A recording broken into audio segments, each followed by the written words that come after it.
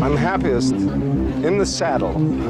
A fellow sportsman. I am an FBI agent. Great Scott! What do you say we cut the chit-chat? A-hole. Dogs and cats living together. Mass hysteria. Come with me if you want to live. Hello, and welcome to Retro Ramble. I'm Charlie McGee. I'm George McGee. And this time we are traveling back once again to 1992 to jump into the JCVD Dolph Lundgren action classic, or whatever you want to call it. Action classic. It's not sure what it wants to be. Anyway, it's Universal Soldier. You voted, kinda. We listened, kinda. Anyway, we're doing that. It was going to be Time Cop, but trust me, I think we made the right choice. You've revisited Time Cop recently. I haven't, but yes, we gave our listeners the choice of two JCVD. Just couldn't decide which JCVD sci-fi actioner was for us, and so we put it to you guys. And yes, the vote was, I would say, overwhelmingly so, Universal Soldier. Well, I mean, but to be fair, come on, we both know it's like, which one do you want us to do first? Because we're definitely going to go back and do Time Cop, especially after I've just watched it. It's got to be done at some point. Well, exactly. I mean, we had a few people that, I admire your moxie, that suggested, why not do both? Obviously we've done a few. Ooh, we couldn't split. I mean, he can do the splits, but we couldn't do the splits with JCVD like that. Well, we kind of have done, but we got greedy last time. Obviously, we did Bloodsport and Hard Target, but... yeah, but it wasn't the same. We felt like we shortchanged both films, didn't we? Yes, that's true. So yeah, we want to give each film its attention. So yeah, we may pick up with Time Cop, or as JCVD calls it, 10 Kip. It's a cup. 10 Kip. Well, I'm not sure. This is obviously where we're going to be going with this film. I'm not sure there's going to be a lot of production. Are we going? Who's driving? Who's driving? I just mean, I'm not sure George is going to be waxing lyrical about a long, arduous process. I think it was like, let's do another JCVD movie, and you know what? We've got money, so let's get Dolph Lundgren. I don't know. George is going to talk about that. We'll have some coulda, woulda, shouldas. I'm sure there'll be some. I'm not sure. I don't think we have time to cover all of the spin-offs. My God! I haven't even made notes on that. I haven't got enough time to type up all those notes. I think in short story, there are as many Universal Soldier films as there are Star Wars films. But anyway, not slightly as successful. So for everyone who knows what to expect in this show, sit back, get ready. It's Universal Soldier. For everybody else, here's George with a quick word on some general housekeeping of what to expect. Thank you, Charlie. So Retro Ramble is a film podcast. Charlie and I are brothers. We grew up together. We grew up with a love of films. It's an affectionate look back at the films that we grew up with. So we're revisiting these films. We're looking at how they were made, what made them so good, or do they still hold up to the test of time? But so I say it's a light-hearted look. It's not going to be an in-depth critical appraisal. This is the wrong place for that. It's more like two guys revisiting an old friend. Just in terms of some warnings, there may be some swearing, so be careful if you've got children around or small people. There will be potentially some bad impressions, and we are going into these films into heavy detail, so there will be spoilers from the very off. We should probably put a disclaimer saying how much we love JCVD. He shaped a lot of our young film choices and gave us a lot, but we I think even he laughs now, and this is with love. There's everything that we say about him. We follow the guy. He's a legend. He is. I mean, I think it's fair to say that he touched Charlie and I repeatedly as a child, but through the medium of film. Yeah, we're big fans of JCVD, so anything that we do say is with affection. So all your hardcore JCVD fans, just take it easy. Yeah, calm down. There's some people who weren't happy that we thought that Bloodsport was funny in places. We thought we weren't taking it seriously enough, but we were. Bloodsport is a documentary, and then right? just Frank Dukes would like you to believe that. So, and then just finally, COVID warning, George and I are still remote. We are recording this over the interwebs. There will be some lag. There will be some audio problems. We will try and clean these up and edit them as best as we can. But just bear with us and try and just bask in the amazing enjoyment of, the banter that we were able to create in these confined spaces. So hope you and yours are all well. Hopefully it's not much longer. Santa definitely doesn't have COVID, but we're worried it's just mutated to reindeers. We're going to see. But between now and then... And if so, he's going to give it to every house. Every household. Every household. Hit the trailer. He's good. Right, okay, so between now and then, here it is, another Retro Ramble episode. We're traveling back to 1992. It's Universal Soldier. Release the Unisouls. Okay, enjoy the show.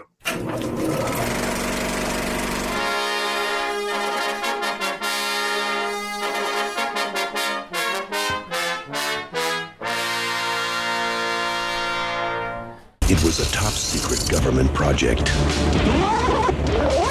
Pack 'em in ice. All of them. Designed to create the perfect soldier. No man would ever again have to die in the service of his country. Cryogenically preserved. Okay, guys, memory clearance. Genetically enhanced. How's the picture? Pretty ugly. Very fun, very fun. Programmed to obey. We're at the tower. Okay, here we go. Who are these guys? 30 hostages held inside the power station at the base of the structure. I said shut up! We're inside. Begin phase 2. This marks the third successful mission for the Universal Soldier. But there was something they didn't count on. He's not responding. GR-44, do you read me? At the end of the mission, he became completely unresponsive. Inside the machine is a man. Do you really think the Pentagon would allow the regeneration of dead soldiers? Stop the girl. Shoot if you have to. And all it takes Veronica Roberts, TNA. is one memory You didn't do anything! to awaken him. Let's go! Hit it! Traitor. Universal Soldier. What the hell did they do to you? Don't know. But I'm going to find out. One can't be controlled. Buckle up. The other cannot be stopped. This mission has been canceled. I'm giving the orders from now on. I'm gonna teach them all.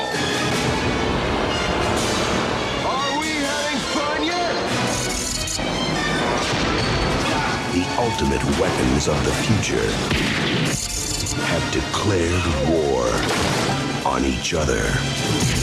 Jean-Claude Van Damme, Dolph Lundgren. Universal Soldier. Stop. That is an order.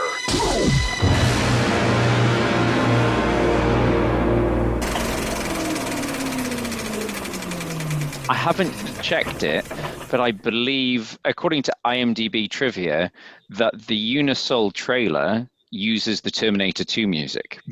I can find that very, very easy to believe. There's a lot of Terminator. Can you do the robot? Nobody does the robot like JCVD. There's a lot of very good robot stuff going on. There's a lot of Terminator, what you'd call rip-offs, but... Let's not get ahead of ourselves, Charlie. Let's not get ahead of ourselves. Doesn't that, I think, George, I'm just segueing George right into our production chat from the off. So, George, how did we get this film? Who is responsible for giving us this classic film that we all adored as children? So this is a Carolco production. So Carolco, we've talked about them before. They're one of those studios or production companies that have made some of our most beloved films, especially in the retro Ramble canon. So they produced Rambo, they produced Terminator, they did Total Recall, RoboCop. So they have quite an extensive body of work of 80s classics, action classics. Carolco was headed up by two guys, Andy Wagner and Mario Casar. So the name Mario Casar is quite, you'll remember seeing it in the Terminator 2 font and all that. And I'm fairly sure this is the last Carolco production before they went tits up. Basically, they were...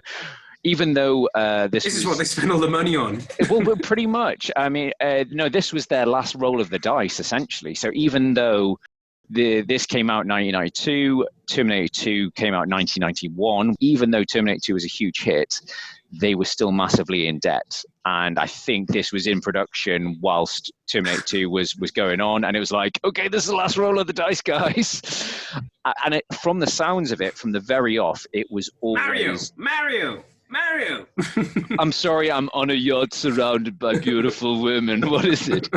And I think the kind of guys, they did have the big sort of yacht parties at Cannes and stuff like that. But yeah, this was always a JCVD and a Dolph Lundgren starring pick. This was always a project. So I'm kind of getting just a sort of advance warning. Coulda, woulda, shoulda is going to be quite disappointing because they were pretty much, it was a project for them. However, there are some interesting stories about how it came to be. So there was a lot of script revisions before Roland Emmerich came on board. And it was actually originally with director Andrew Davis, who we have chatted about earlier this year, because he did Under Siege with Seagal. And he also did, most famously, would then go on to do The Fugitive with Harrison Ford. So he was actually quite heavily in pre-production on this. And originally it was called, the working title, Crystal Knights, which what's going on? Sounds like a club night. Crystal Knights. Crystal Meth Night. Crystal Meth Nights. You read between the lines. You do the lines. So anyway, so yeah, apparently they got into loads of pre-production development and even like doing, so at the time, I think Andrew Davis's intentions and the script, it was going to be, the characters were more bionic men apparently, and there's some stuff that I've managed to unearth online. There's literally one photo from the special effects company showing a body double, like a complete sort of animatronic replica of Dolph Lundgren, and then a shot showing like mechanics and like a bit Frankenstein. There's light shining through underneath, so it was very Terminator-y in all by the sounds of it. So this is I've got a lot of info there from this pre-production chat from dolph-ultimate.com fan site. So thank you very much to the guys out there. They've gleaned some great quotes. So apparently, yeah, originally the characters were like bionic men. We built an articulated dummy for Dolph for close-ups, so you'd see the biomechanics working under the skin. We would have been developing a lot of new things. Puppets are one of the hardest things to do convincingly. So I think because of this, had they actually considered putting a monkey in a suit? Well, I mean, that's my go-to. If you start on page 1, okay, guys. Who's got the monkey handler's number? Can we dress up a monkey like JCVD? We might need a gorilla for Dolph Lundgren. Yeah, it seemed that Mario Casar had concerns about the budget, which, as well as these extensive lifelike animatronics and puppets of Dolph Lundgren. Sadly, there's no photos of a puppet JCVD online. But I think, yeah, Mario Casar was getting concerned, but there was also CGI involved as well. So Mario Casar politely asked Andrew Davis to leave.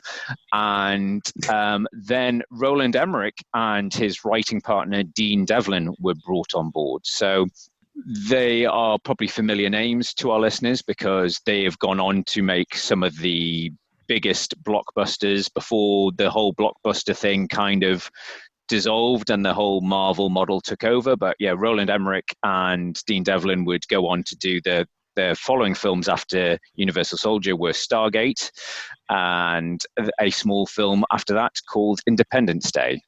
And I think for me, that's their high point, because after that we get the Godzilla, 1998 Godzilla, and lots of other CGI disaster films. So 2012, Day After Tomorrow. So much cheaper though. We don't have to build models or animatronic bionic Dolph Lundgrens. Let's do that. Let's do all CGI. So yeah, this is their first big studio picture, American studio picture, because I think Roland Emmerich, I'm just taking a punt here, I think he is German. Dean Devlin, I think, is American. And I think they have parted ways in the past sort of 10, 15 years. But Roland Emmerich still making the big flashy silly blockbusters, and I think Dean Devlin's doing sort of more smaller TV type projects, and I think he's producing podcasts as well. Why would anyone want to do that? Nobody listens to podcasts. The way the contract was set with Andrew Davis, that once he was fired, everyone could walk away, but Van Damme and Dolph Lundgren were so keen to have this big hit, because if you think about where they both were in their careers around this time, both were on like out starting blocks of late 80s, with Dolph Lundgren was, with Rocky and He-Man, Masters of the Universe. Van Damme was kind of, mid to late 80s. But I think they were looking for that. And they were both kind of from B-movie type, obviously Masters of the Universe, which we keep promising we'll cover at some point, was a very expensive B-movie. It needs proper treatment. But yeah, I think they were both after that big Hollywood ticket. They wanted that David Schwimmer money. So they were both keen to work on it, to keep this, the project alive. So that's when Emmerich and Dean Devlin came on board. I think that's pretty much it. I mean, the only other thing I've got on my production notes is that when Dean Devlin came on board, he rewrote the script, and they changed, apparently in the DVD commentary, the Hoover Dam hostage sequence was originally a hostage situation on an airplane, which obviously we've seen lots of times and is probably quite expensive.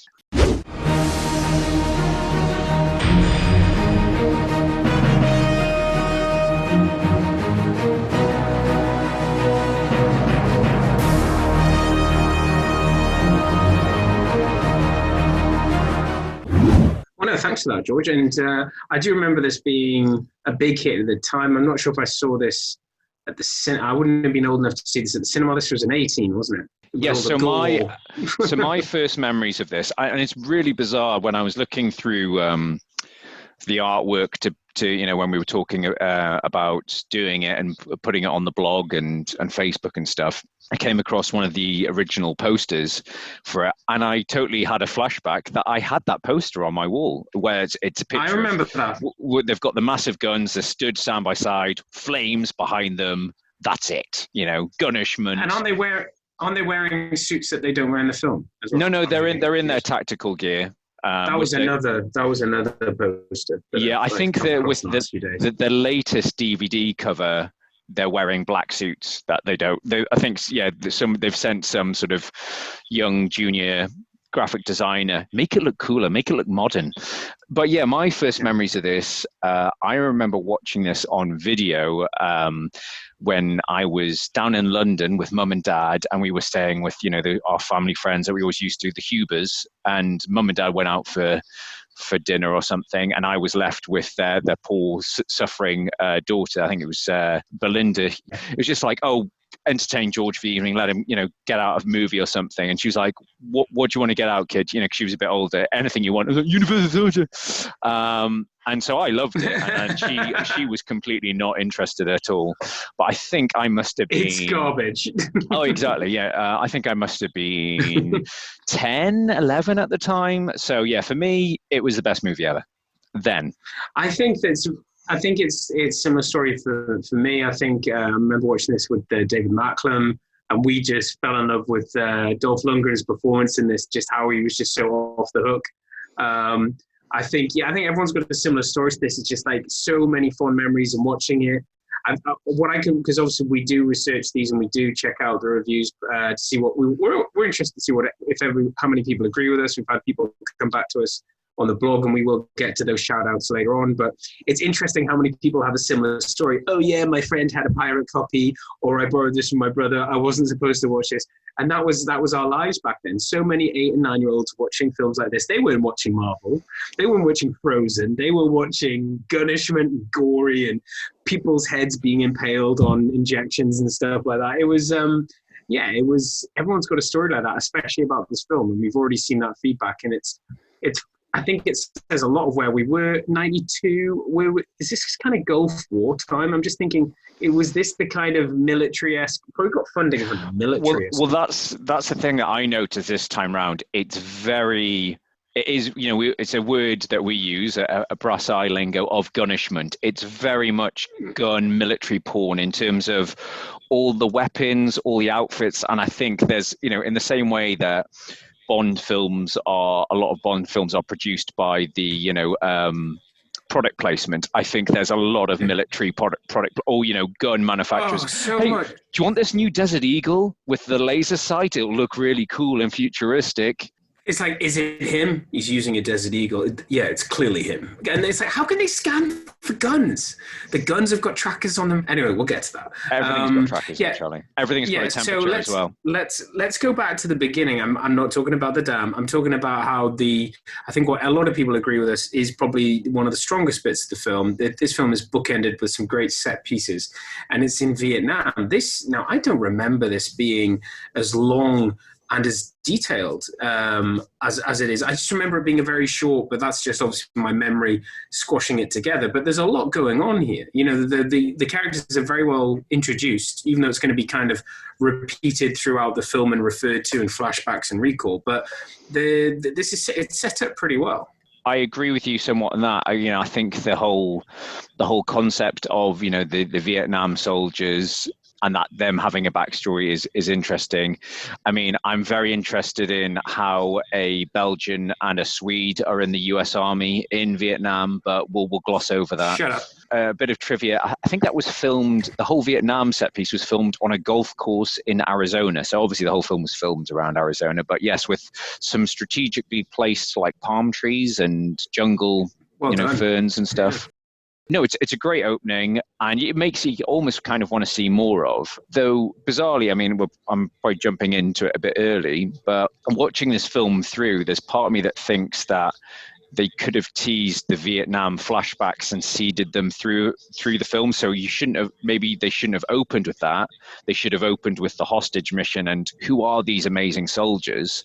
And then things start fucking up and you're getting glimpses of that as they're realizing, a bit like Born Identity, whereas you don't know what his situation is. And then you start getting those flashbacks seeded through, and towards the end, it's more drawn out of, oh shit, they were soldiers together, they have beef with each other, and that's why they're drawn to each other. You're completely right, to a much lesser extent, almost like Jacob's Ladder. I haven't seen that movie, because you told me it was the scariest movie you've ever seen, so I didn't want to watch it. It's one of the. No, you've got to watch it. You've got to watch it. But it is one of the. It's one of the. But I was a young man when I watched that. But no, it's definitely that's in terms of how you can arrange the story. But I won't tell you any more about that. We're not going to cover it on the podcast, do we? But maybe maybe it is just me going a bit too film geeky on it. But it is a strong opening, establishing who the characters are, their motivations, and then you flip forward to, I've forgotten because I was a bit drunk when I was watching it, but is it present day or is it known as the future position? No, it's present day. It's present day. It's present day, yeah. Well, it wasn't it wasn't the version I watched. I enjoyed, but I'm waiting for what I think is the pinnacle of the film, which is, well, it's not the pinnacle, but it's a great opening, the hostage situation. Which kid watching an action film doesn't want to see a hostage situation? And it is very slick and so much gadgets, so much technology, so much, so much. I think because it does come up a lot on these podcasts, should we talk about the exposition? I think it's actually handled quite well. They're talking about the mission, but they keep referring to, who are these guys? Where'd you get them? How did they swim that fast? Yeah, no, there is some very much general exposition, but it's not coming from the general or the colonel. And I think he's a great character actor. I think Edo Ross. He's from like 48 Hours and stuff. Red Heat. Always plays a bad guy. Yeah, he's got an amazing back catalogue. He's a great character actor. Love him. But yes, there is some great exposition. And yeah, that whole thing of, how do they swim 1.5 miles in 4 minutes? It is a great set piece. And the thing that I remember when I was a kid watching this, and I think it's a technique, I think is either the Austrians or the Australians use, but the forward abseiling, so running straight down the dam. Running down the... Yeah, I just remember that being so cool because I'd never seen that before. I was just like, whoa, must be movie magic. Yeah.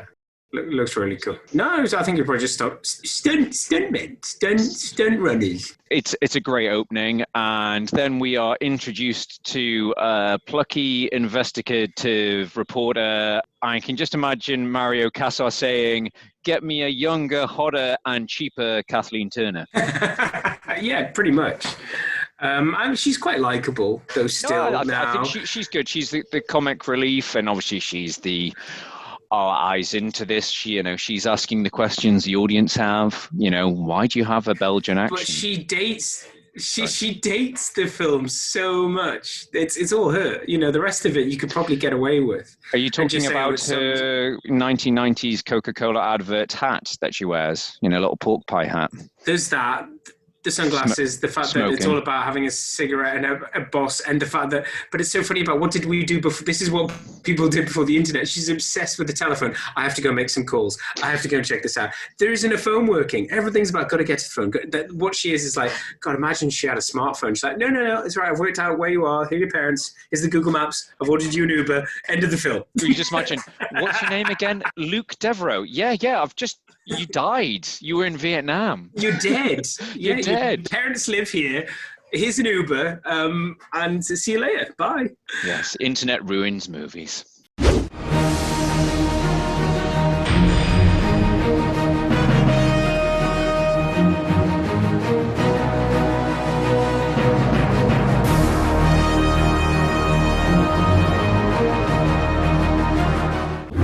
So yeah, I think that we now get to what I like about that opening is the fact that it harks back to a lot of hostage films. Everything's slick, nobody gets killed, and it sets not up the one film casualty. Not one casualty. No, zero casualties. And you get to see all the inner workings of the Union. So that's very cool, and it's building up, and you can see that why she's being introduced, and then we kind of get like as you're saying, it would have been better if this was when we got the flashback. We get a replay of what happened in Nam. And all I want to say about this is Jean-Claude Van Damme floors Dolph Lundgren with one throwaway punch. He just goes, and Dolph Lundgren is out for the count, spins around on the floor. Like, later on, that's not going to make a lot of sense, but I know he takes muscle enhancers. But we do start to see, I think, going back this time, and I'll refer to it a few times, is I love seeing Dolph's character creeping in. Traitor. Just when he just the first time you see that, and you can just see what's going on, he's like really evil, and it's like it's great. It shows he's quite versatile. As you said earlier, I think this is probably one of Dolph Lundgren's best films, and I know he gets a lot of stick. I haven't seen the fishy one. What's he called? Aquaman. I haven't seen him.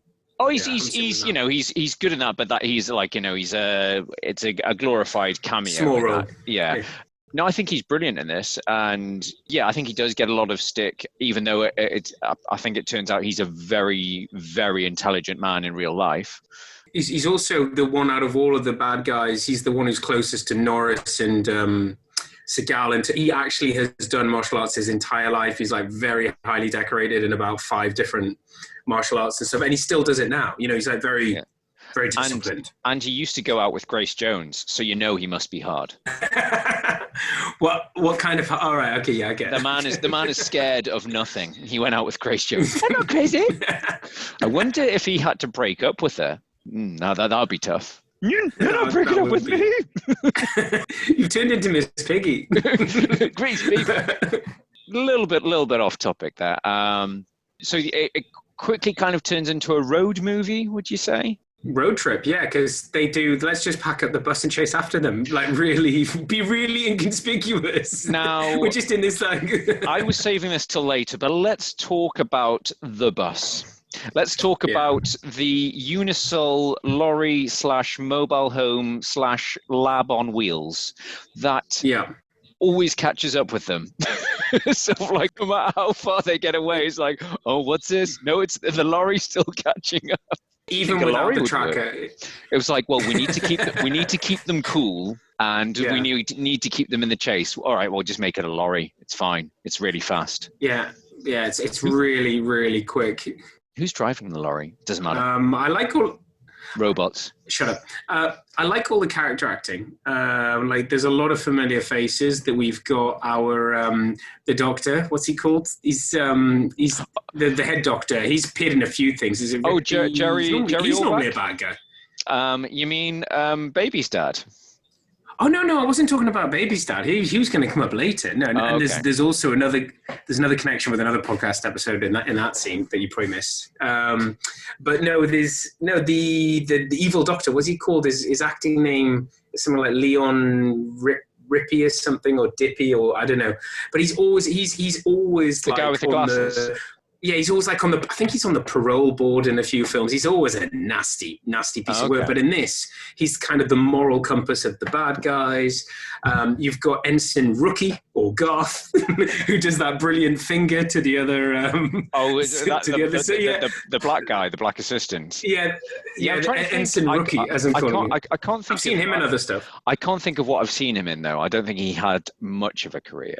But he is good in this for the limited screen time he has. Well, no, just compared to, and then you've obviously got the guy who was in the other Universal Soldier, who is the one who lasts the longest, who's the proper Gladiator. He's in Gladiator, Yes, Ralph Moeller, I think he is. Yeah, he's a German guy, but he's a bit of a unit, isn't he? What's he been in as well? It's not just Gladiator. I'm sure he's. I know who I saw. Otis from Boys in the Hood. He's the big black Universal Soldier. Oh, you mean Tiny Lister? You're the guy that's from the president from Fifth Element. Yes, is that? And he's Otis, and he's also in. He's the huge black guy. Huge. Yeah, and it's Tiny Lister, I think. Their pecs are incredible. It's just like when they're all lined up, and they're just like, wow. They just get me the guys who are the most ripped. That look like kind of Arnold Schwarzenegger did in the first Terminator film. It's impressive. That's another link to. There's so many callbacks to Terminator throughout. They just don't care. They're like, no, we want people to see that.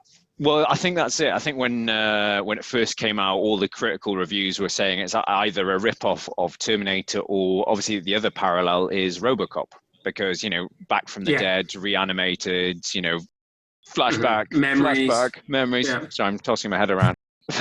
There's no beating around the Vietnam bush. It is very derivative.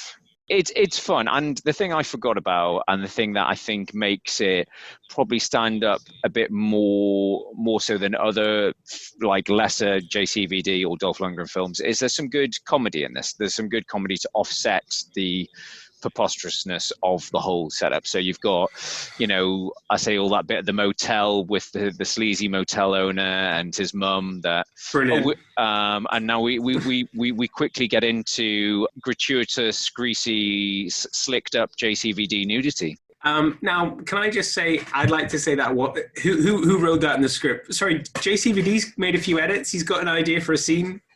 Guys, I know I'm not allowed to do the splits, but I've got one request. What is it, Jean-Claude? So he's totally Billy Bollocks. He's totally Billy Bollocks, sweating his ass off, and she's carrying out all this ice. Can you make it a plot device that I have to get naked frequently? Sure, why not? Something about cooling down. So ripped. I say there's some good comedy there. There's some good sort of fish out of water comedy that he just clearly doesn't know what's going on, and her just being bewildered at it all. I think I remember like quoting it at school. There's a great line when he's in the diner and he's ordering plate after plate of food, and he just goes, "Your food is good," and the guy's like, "Fucking it is." Fucking haters.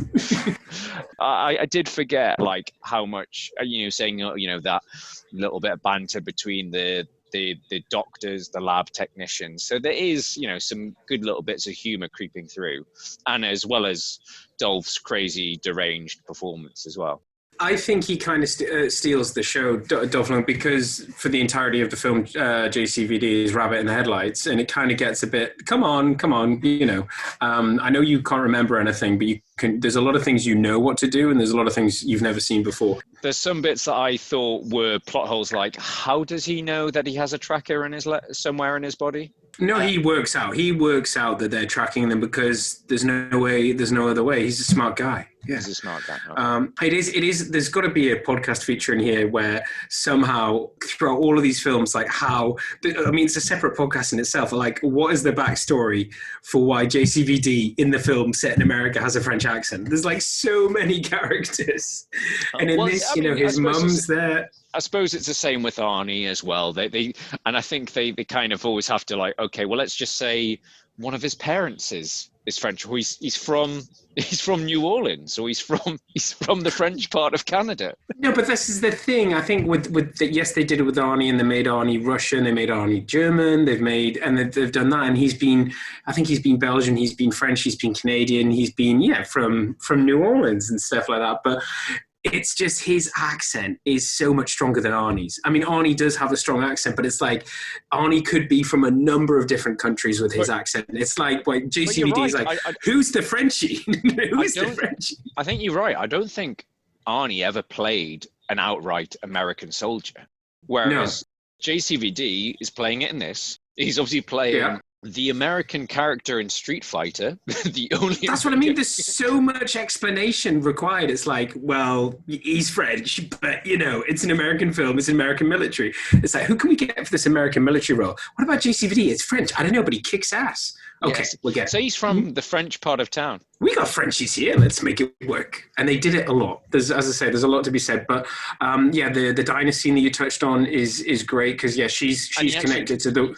One of the weaknesses in this film, and it kind of doesn't work with the plot, or they don't rely on it too much. There's not enough martial arts in it because it is more of an military action sci-fi film than a martial arts film. Also, based on what we were talking about earlier, the fact that they are both talented martial artists with years of choreographed fighting behind them, they could have had I think the fight at the end is good, but it doesn't make up for it. I think he's impressive at the end, and there's some good tension and stuff, but there's not throughout. And there are opportunities throughout where the diner is just one time that it happens, but I think they could have used it a lot better. There's a lot more, as we keep saying, too much gunishment, not enough splits, not enough. There's no splits. There's no splits. There's no splits, and there's only, and I think what was swapped out, and we'll touch on it when we get to the end, is this, well, okay, well, if there's no splits, then I've got to do one roundhouse and you've got to repeat it 3 times. Well, that's... Whoa, this isn't AWOL. This isn't AWOL. Calm down. Guys, we've still got 20 seconds of this film to fill. Right, just keep repeating it. Just keep repeating it. Different angles, yeah. So we're getting that he has a mission that he has to find out his family. What family has been created? I mean, has been created for the plot? But how are we going to get there? Family. And we see him remembering, which is JCVD struggling at doing 2 things at once, which is, can you look like you're remembering, and that you're clueless, and that you're acting both of those? Oh, it's the total. It's the Joey Tribbiani smelling the fart acting. It's the I'm trying to remember. Yeah. / act. And the reason I make a joke about JCVD like that is that's how I felt at the end of this. I feel like we missed his charisma. He does have a certain charisma, and there is only one grin in this when he's satisfied eating his food. But that quirky, wisecracky, sexy dancing, sexy. Yeah, I mean, sexy. We need more. I think that's what this film misses. If you and I were directing this film, Charlie, we'd just be off to the side of the camera going, more sexy, make it more sexy. More sexy, more dancing. We need another dance scene. We need another fight in a bar. Whilst the writer's just got his head in his hands. No, what are you ruining my movie? No, what are you doing to my film? Okay, so we've seen his butt. We haven't seen any splits. When are we going to get to the dance scene? There is no dance scene. The right one, goddammit. Why are you guys clapping him? Dance, dance, dance. Yeah, and I think so. Not enough kicky, not enough kicky, not enough sexy, not enough dancing, not enough dancing, not enough dancing. Smiley. Yeah, no, and I think that that sums it up. That's the end of Retro Ramble. I'm calling his agent now. No, as we said at the start, we love JCVD. We have a lot of time. We've spent a lot of time watching his movies. Too much. But yes, the man has limitations on his acting. He's a very talented martial artist. He has, and as we chatted about in Bloodsport, he is better suited to that light-hearted, jokey persona, and that's why we've said this before. We'd rather watch a Van Damme film over a Seagal film because you have a little bit more. It's a bit more enjoyable because he's having fun. Yeah, and he's aware of his range. He knows what his strengths are, and he plays them. And I think in this film we're robbed of some certain qualities that I'd like that. So where are we? They are nearing the end of their journey. We're still on the road. We're still being chased by the lorry. We're out of gas. The lorry's getting closer. The lorry's been blown up, but it's still perfectly drivable. And it's still catching them up. Still get that? No, so everything else was being set on fire. There's, the big bit with the... I kind of forgot about the whole thing when they get arrested, and then there's the chase. I forgot about that bit. The jail bus, whatever, versus truck over the Grand Canyon. Some lovely miniatures work there of the explosion. I spotted that. Yeah. And again, I'm picking plot holes because I can, it's our podcast. But how does Dolph Lundgren know where he's going, and how does he get there? Two very, very good questions. But he doesn't known. have the internet on his phone. Yeah, no, it's a big, big kind of plot hole. I've befriended Luke Devereaux's parents on Facebook. Oh, that's where they live. Yeah, no, I think he's just magic. Yeah, don't worry about that. It's one of those. Don't worry about that. Don't worry about that. But yeah, we get to meet Ma and Pa, who has still lived in the same house, which is it's a farm. It makes that just a little bit more believable. They haven't got any other kids. They didn't have any other kids. It's a very weird scene. It's not like... What more do you need? You're introduced to his mother, who is French. That's all you need to know. Case closed. There's the accent thing explained. Who I recognised her from, and I had to IMDb her, but she crops up in... Predator 2 as the doctor scientist. This isn't a medal I've seen on Earth before. I've got Charlie Trivia. Okay, so when they go to meet Baby's dad from was it NYPD or one of those cop shows he was in? It doesn't matter. He was in Dirty Dancing. That's all anybody cares about. Baby's father. Baby's father. No, he's the guy who put her in the corner, even though technically it wasn't in the corner. For more on that, check out our episode 50. Yeah, so when we get to meet him, his maid is the cleaner maid, whatever, from Goonies at the start. The one that holds... She's got all the pills. Yes, it's her. And I was like, Rosalita or whatever. I was just like, it's her. And I was like, no, that's a racial stereotype. She's a Latino woman, and you're just jumping to conclusions. But I IMDb'd the shit out of it, and guess what? It's her. Yep. So Charlie Trivia strikes again. I'm just glad that she found future employment after the Goonies. Obviously when they discovered all those jewels, they didn't have the need for anymore. So that's some good Charlie Trivia. So we need to just blown your mind. I've blown your mind. You don't know what to say now. I trying to remember my next point.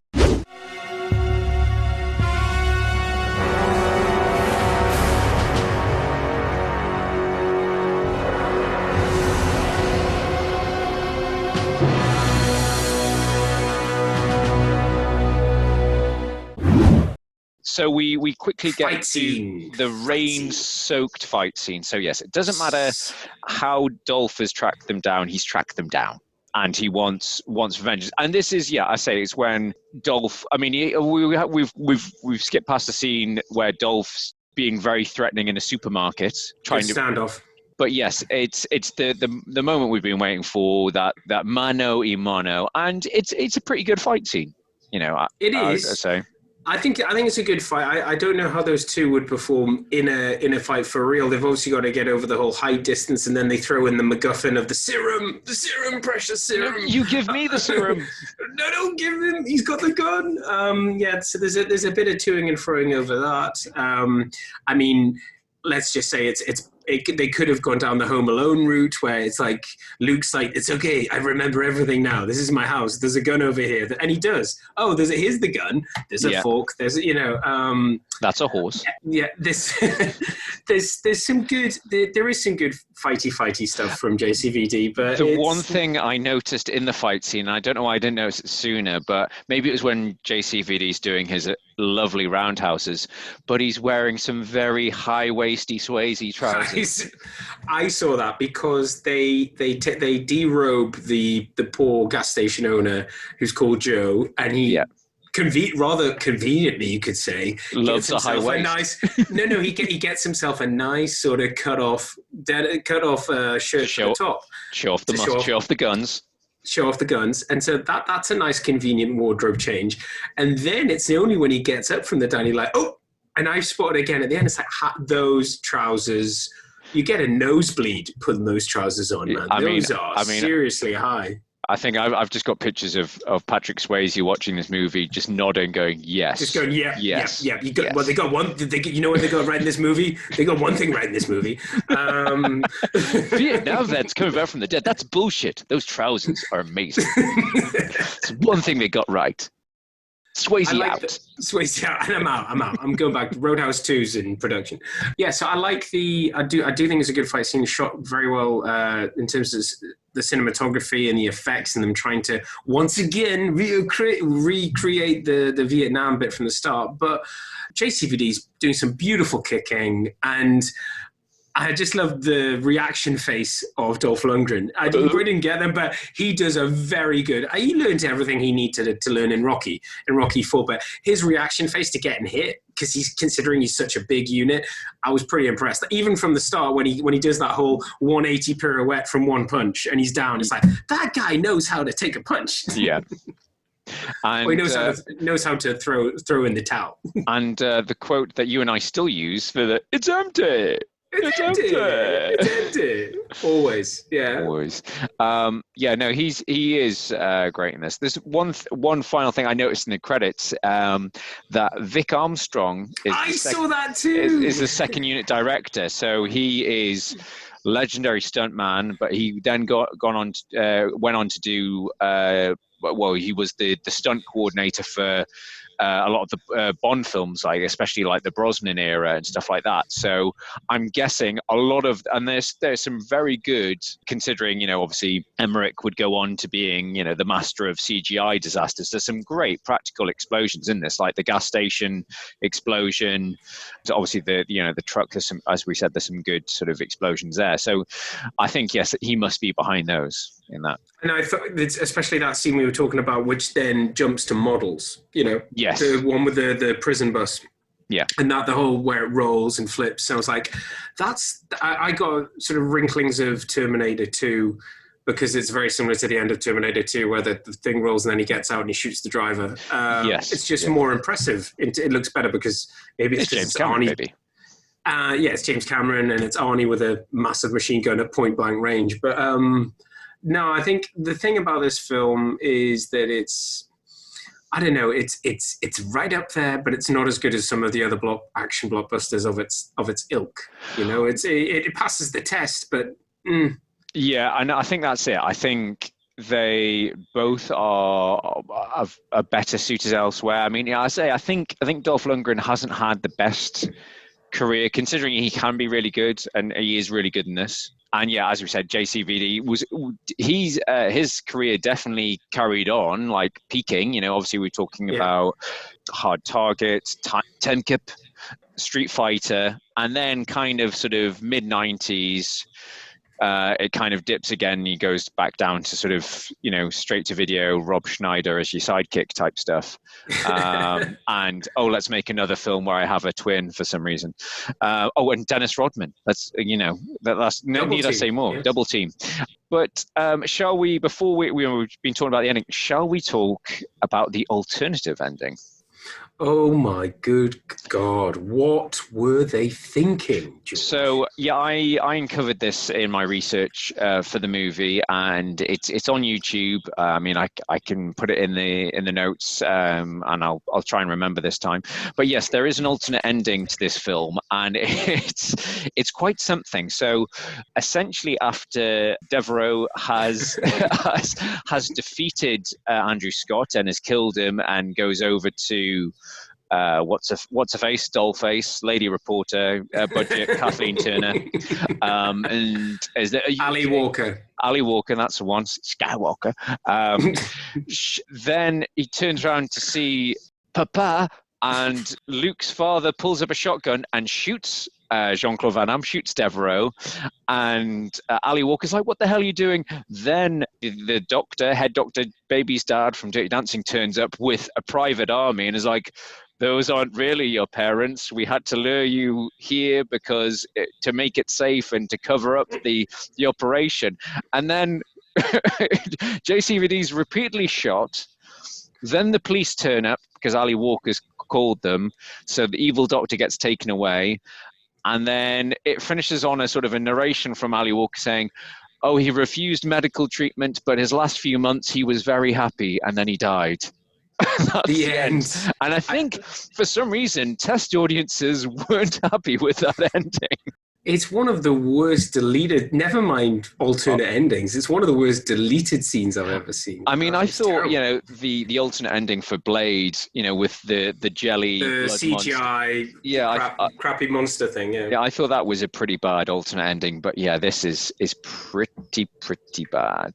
It's almost like, it's like, what would be funny? We've got all these cops, we've got all these like extras, let's just get Roland your nuts. No, let's just give it a go. You know what would blow people's minds? What? Is that fake it was parents. Fake parents. Fake parents, and he dies in the end. It was all a setup. The end. Let's try it. Let's see what happens. Woo!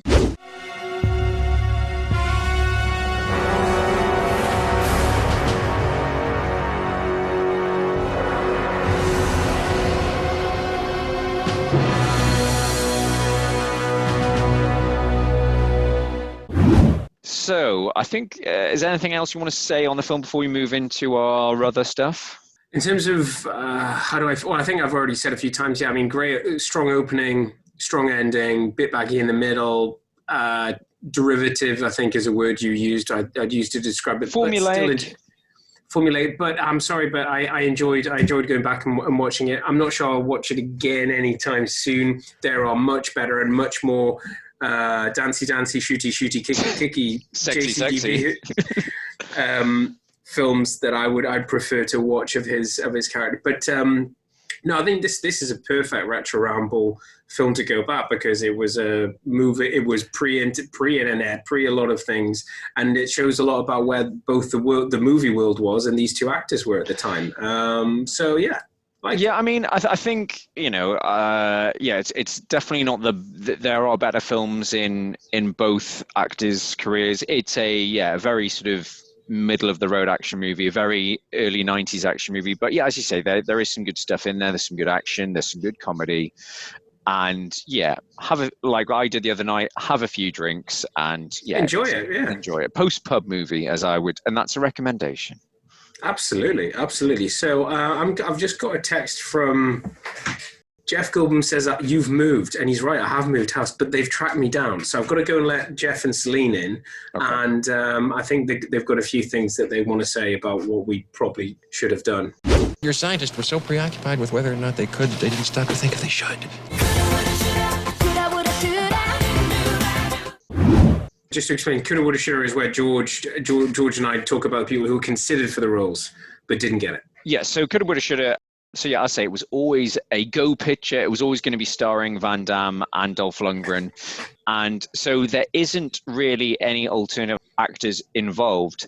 However, Dolph Lundgren did actually strongly try to argue the case that he wanted to play the hero because he had obviously was probably best known for being the villain at that time in Rocky. I know he's done.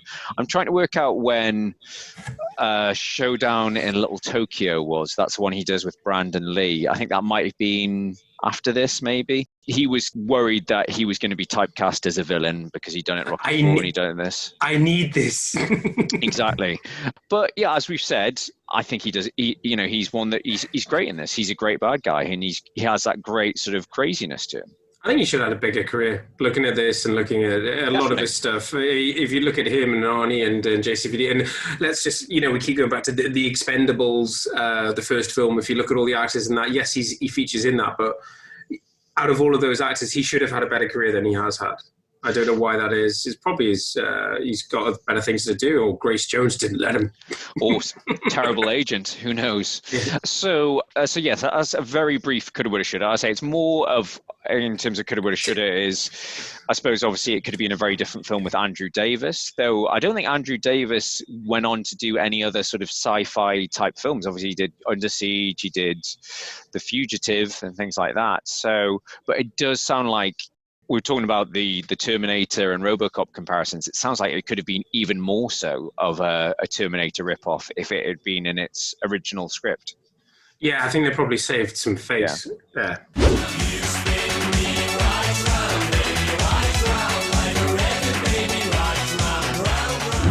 We can talk about suspicious spin-offs. I think we need to touch on the actual official suspicious spin-offs. But I just want to say my brief suspicious spin-off is that part of me, even though the timelines don't match up, but I want to think that as the guy who plays Baby's father is a doctor in Dirty Dancing and a doctor in this, it's the same guy. He fell on harder times and started doing testing on soldiers in the 70s, and he just hasn't aged. He's testing on himself. I think that's what he went on to do, and it's what Swayze told him to do. He's like, what the world needs. Make them wear high-waisted trousers. I think you've just solved the problem. Where did those high trousers come from? Johnny, you're not helping. I'm a doctor. Just make them wear high-waisted trousers. No, higher. But that's above my navel. Just keep going. Just keep going. So yes, we do have to talk about the suspicious spin-offs of the sequels to Universal Soldier, because it's very confusing. So it seems that because I think what happened with Carolco, because they went bankrupt, the rights to Universal Soldier for some reason everywhere. Were picked up as made-for-TV movies, so not even straight to video. So there was 2 films made back-to-back in the mid-90s. And then I think one was called Brothers in Arms, Universal Soldier 2, Brothers in Arms, and then the third one was Unfinished Business. Now, I when I was doing my research, I had to send to Charlie because the third one stars There's no JCVD. We should point that out. There's no JCVD. No JCVD at all. This is straight to TV. However, there's no one of merit apart from in the third one. There is Golden Globe nominee Turd Ferguson. I mean, Burt Reynolds. And he's wearing a very bad wig, even on the film poster. So yes, the trailer. I wonder how much money he got for that. Oh God, it looks awful. So yes, that was the first iteration. However, then in 1999, I'm going to say, it was picked up again by Van Damme for Universal Soldier: The Return, which obviously ignored those straight-to-TV unofficial sequels. So Charlie and I actually went and saw that at the cinema, I vaguely remember. The fight at the end's good. The fight at the end is good, I remember. Yeah, and that's... But you have to really wait for it. Oh my God. I don't think I've seen it since, but I remember it was very much a late 90s film that had Stone Cold Steve Austin, and it's got the very underrated martial artist, B-movie actor Michael J. White as the villain in it. Yeah. But then that was a flop. Mm-hmm. Then, so fast forward to 2009, I think. 2010 for... This is Regeneration. For Universal Regeneration, which I watched last year because a lot of people said it's very good. It's arguably the best Universal Soldier film. And in Regeneration, it's a new unit of Universal soldiers that go rogue in Chernobyl, of all places, and then they send in the only man they can, which is a very much PTSD JCVD. And for some reason... That's a high-scoring Scrabble you've got there. There you go. And for some reason, the bad guys just happen to, like, when shit's going south at the end and JCVD's kicking ass, it's like... What should we do? Unlock the clone, and for some reason, there's a clone of Dolph Lundgren. Oh really? But it is really enjoyable. And then there's a sequel after that, which is Day of Reckoning, which is apparently more of a horror film where both JCVD and Dolph Lundgren have gone rogue, and there's a new hero, which is straight to streaming new martial arts hero Scott Adkins, kicking ass in that, and I think that's got fairly decent reviews for a sort of a straight to streaming type action movie. But yeah, I would recommend Regeneration. It's a bit pulpy. It is a bit, no frills, but it's good fun seeing JCVD and Dolph Lundgren back in it and kicking ass. It's got some good action in it. So it's still impressive. It's impressive how many of the spin-off that they both came back for. Well, exactly. Bills to pay. Bills to pay. So yes, so that there are some very suspicious spin-offs there, and I wouldn't be surprised if there is some sort of Hollywood talk of, hey, you know what we should reboot? Well, yeah, I mean, younger, fresher, maybe gender-flipped cast. George, once Hollywood listens to this podcast, it's only a matter of time. Universal women. So, yeah, shall we jump to, well, you've heard our thoughts. Shall we jump to what our listeners thought? Yeah, because as I mentioned earlier, when you say the name of this film, Universal Soldier, once you've had like 10 minutes of, was it this one? No, not that one. No, the original. No, not that original. Once you've had 10 minutes of that, we all kind of have the same backstory. And I think it would only be fair to give a shout out to some of those guys. So I don't know how you want to do this, George. Do you want to go through them one by one? So you take the first one? Yeah. I think this agrees with a lot of what what I was saying. So I think it's quite fitting that we read it out. But our good man Nathan Long saying how it does start off strong, the whole Vietnam thing, the hostage rescue, but it really goes downhill. But he agrees with me as well that Lundgren is probably the best thing in the movie, and it is still very much a retro guilty pleasure. So thank you, Nathan. Similar stuff from Macaulay Gallagher. We had a bit of a chat because, yes, he was the one that said, Lundgren really shines in this one. He's legitimately terrifying in parts. And, we had a bit of a chat because he was talking about Universal Soldier Regeneration is my favorite of the franchise. The action in that one is off the chain. I'm going to have to see that because I haven't seen that one. Yeah, I think you check it out. I watched it. I think it was on Amazon, but it might be somewhere on streaming. See that the podcast works. We've already convinced one person.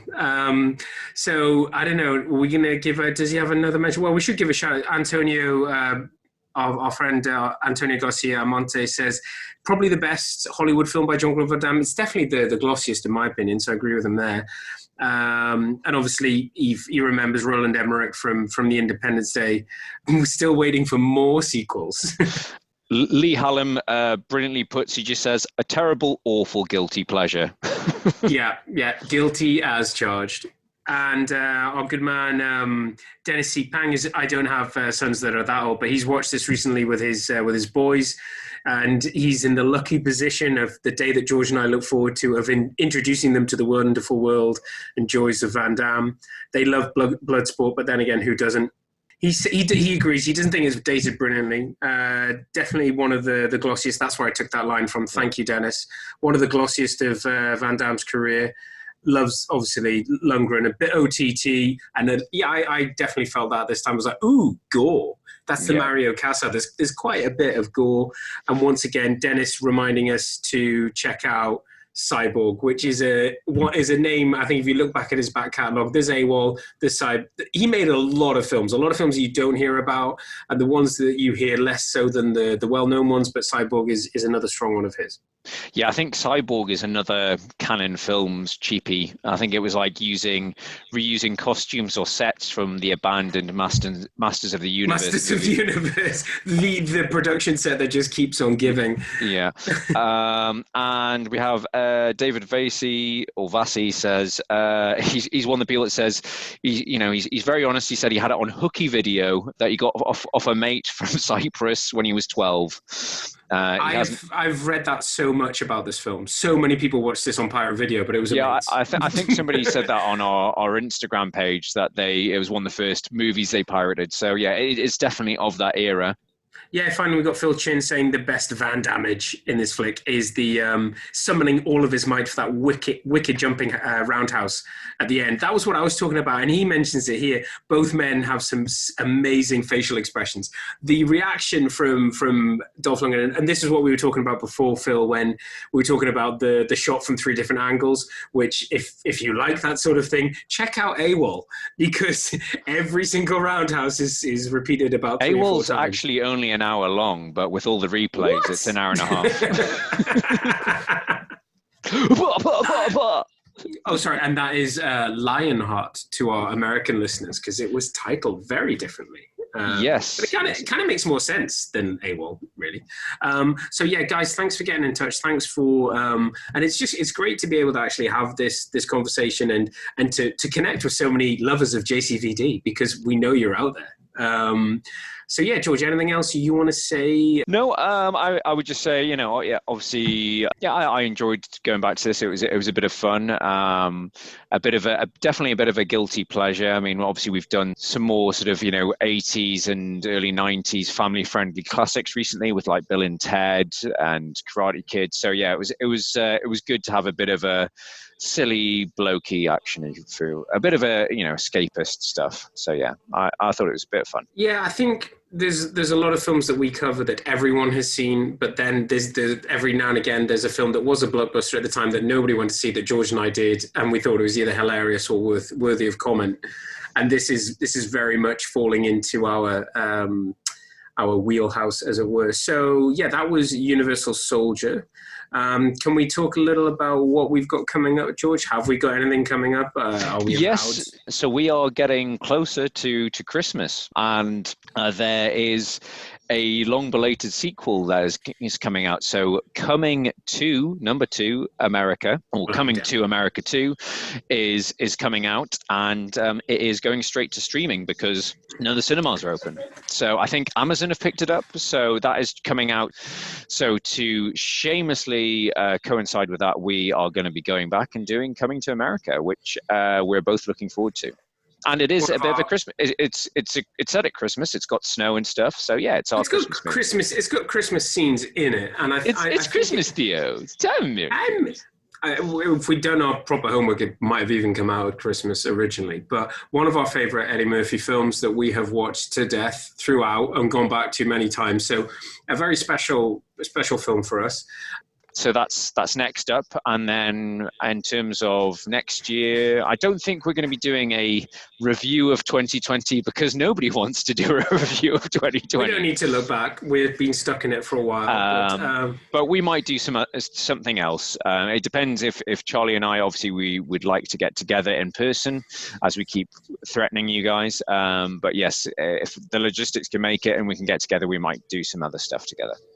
Yeah, we'll try and do a Christmas, either whether it's a Christmassy film or just a film that we think you all need to go back and revisit just to feel better about yourself and your life. So check us out on all of the channels. We've got a shiny new website that we're very proud of. We just need to fill it full of content. We're very happy with everybody. It actually does welcome subscribers. And in the new year, when we have been able to get together, we will be starting to package together some exclusive content for those members and some other cool, funky stuff. So yeah, I think I enjoyed going back. I enjoy, as always, reminiscing these films with my brother. It's always good fun, and you get to see just how immature we are and still are to a certain extent. And if you haven't watched Universal Soldier in a while, I hope this motivates you to go back and check out one of them. I mean, Christ's sakes, how many are there? I'm definitely going to go back and check out the one with the clone. So yeah, and you don't want to go back and check out Burt Reynolds. No, that one didn't have when he's in the background and he's the most recognizable character in the film. It's a big no for me. But yeah, I think just what we just covered there. When we've been recording this episode, I can already hear there's been a lot of audio issues. So please, thank you for staying with us to the end. We'll try and cut as many of those out, and we will be back to high quality recording as soon as is possible. So anything else, George? I was just going to say, a shout out to our listeners. Thank you for all the comments, likes, and follows.